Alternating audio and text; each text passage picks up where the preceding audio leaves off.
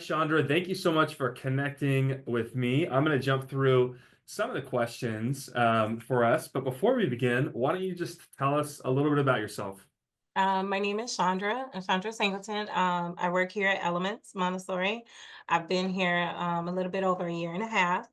Um, I love teaching. I absolutely love teaching. It doesn't matter the setting. It doesn't matter. I just love teaching, and um, I'm a mother of seven. And of those seven, five of those kids were Montessori. Um, One attends here, and if I wasn't doing Montessori, I was a homeschooling mom. Mm. So, like, and me and the parents make a joke because it's like they're like, "How do you do it?" I'm like, "Either I'm gonna do it with my kids or I'm gonna do it somewhere. I got to do it." So, so that kind of brings me here. I just love teaching. Yeah.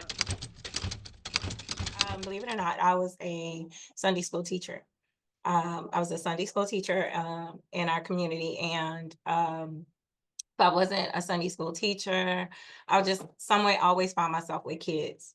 I always knew I wanted to be a hands-on mom, and there was an educator in my life that made a very big impact when I was young. And if it had not been for, believe it or not, it was the arts, public speaking and theater. And if it had not been for that purpose, amidst of all the distractions, then I would not have finished. I would not have completed or made it through and just became another statistic. So if it had not been for that teacher going beyond academics and trying to find ways to connect to me and help me to understand I had a purpose and that I was interesting and there were things about me that were that had potential. So if it had not been for that message being breeded over constantly affirming of the good what that was inside of me, if it had not been for that, you know, she was amazing, giving me a reason to come to school. And I never really struggled academically. I never struggled. That was not a struggle. It was just more so there were so many other things that were going on in my life at such a young age.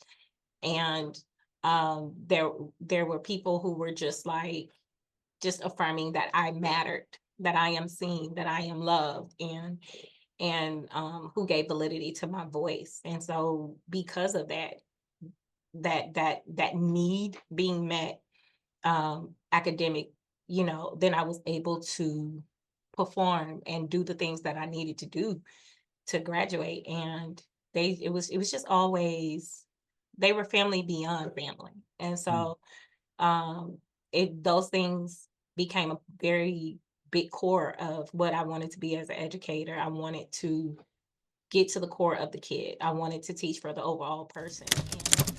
Excuse me, I'm sorry. It has to be intriguing to you. And if it's intriguing to you, that will be communicated more so than any that. I always find myself teachable. Yeah. If you are a good teach in order to be a good teacher, especially a teacher of children, you can't lose your wonder. Mm. You can't lose your wonder. There has to be a sparkle in your eye for what you're. And I think when you have people that connect all those things, all the things, the talents of the child, the personality of the child. And I think having an educator in my life, it that also brings healing in the soul. So I think it has to be a calling. A lot of times parents want to know that what they're doing actually is working.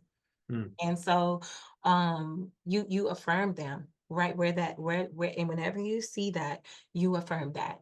And not only do I affirm that child, but I tell that parent and I said, oh wow, for him to be able to express himself like that, for him to be able to show kindness like that, that really is a testament to the parenting that you're doing. And I think another thing is when people see the lents and the investments that you personal investment that you make to teach Yeah. your children, it shows in the work.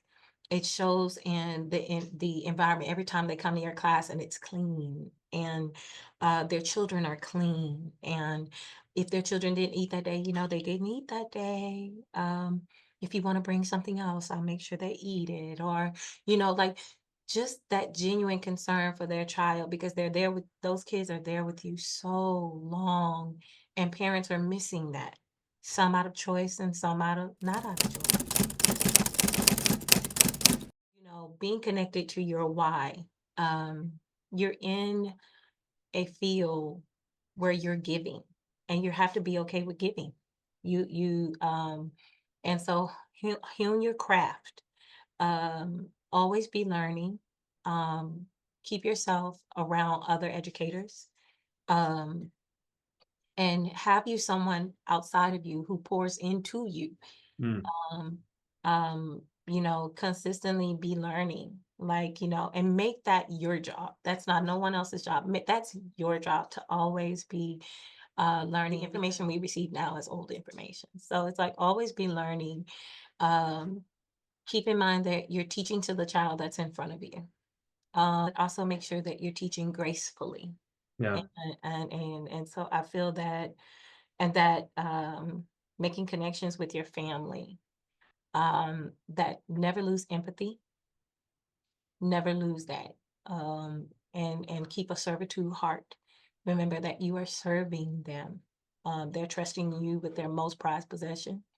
Be concerned about the social and the psychological and the overall development of the child. Really be concerned about that. Early childhood, we're like first responders. We're on frontliners, so we're seeing those things, and they're depending on us to communicate in a thoughtful way. Enjoy what you do, and also try to establish healthy relationships with your coworkers, because you need a strong support staff for Mm, support for what you do. You want to be able to go to work and enjoy what you do and where you do it. yeah. So be self-motivated, um, keep your joy. And I would just definitely tell them, have a goal, have a vision for your life, have a purpose.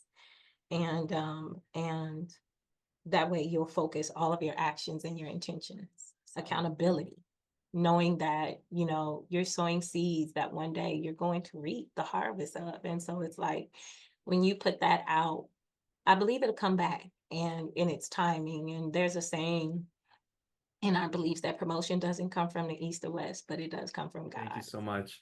You're Well, welcome. Ms. Chandra, thank you so much for walking through that with us. Obviously, a beautiful journey, and lucky to have you. Like I said, exemplifying a core value of pursuing excellence, but also just such intentionality with each child, right? That it started obviously, from your childhood, right, of kind of like pursuing that foundation, and then trying to give the same opportunity to your children, and now Absolutely. just making sure you've got a vision for everybody's children in your care and the families that you touch. Absolutely. So thank you so much, and we're excited for all great things for you. Thank you.